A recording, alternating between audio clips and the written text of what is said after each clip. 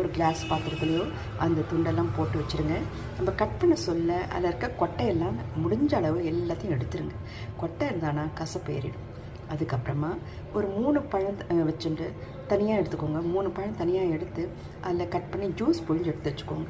Juice புழிஞ்சிட்ட பிறகு அந்த சக்கையும் நம்ம கட் பண்ணி இந்த இதிலே போட்டுடலாம், மற்ற பழத்துலேயும். அதுக்கப்புறமா அந்த ஜூஸும் அதில் விட்டுடுங்க. அதுக்கு வேண்டிய உப்பு, கல் உப்பு பவுட்ரு பண்ணி அதில் போட்டுடுங்க. போட்டுட்டு நல்லா கலரிட்டு ஒரு துணியை போட்டு மூடிட்டு வெயிலில் நல்லா வச்சுருங்க. அது நல்லா காஞ்சிடும்.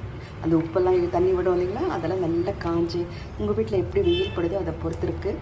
மாடியில் வச்சாலும் அது நல்லா காஞ்சிடும், பால்கனியில் வச்சா இட் டேக்ஸ் டைம்.